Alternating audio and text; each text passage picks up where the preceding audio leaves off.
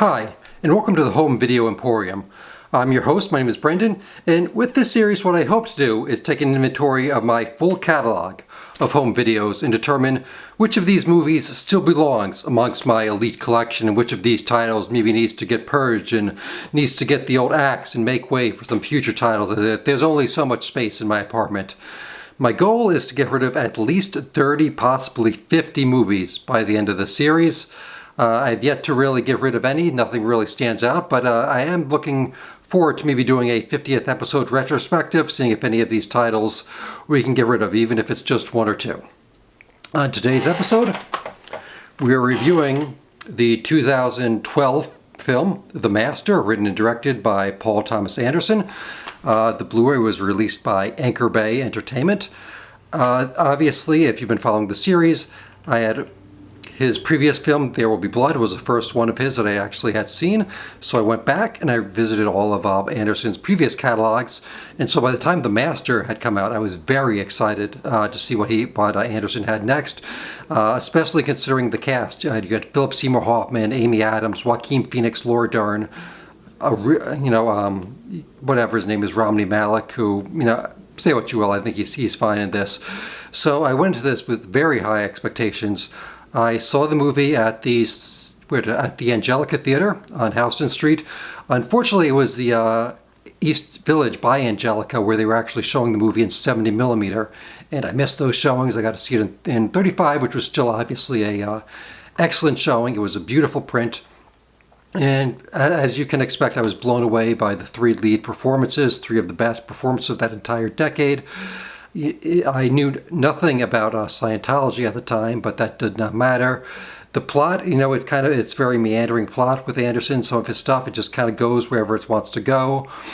And, when it ends, it doesn't have a big, epic conclusion, but it feels like it ends in the right place.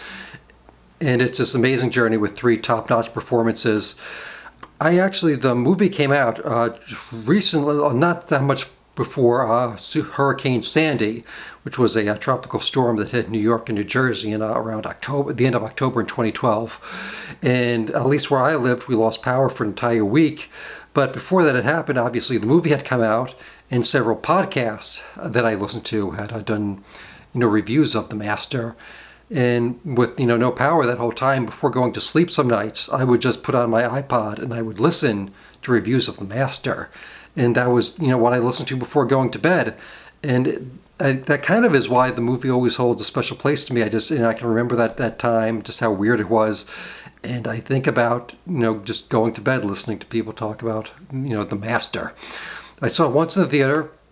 I picked up the Blu-ray at FYE at the Newport Center Mall in Jersey City.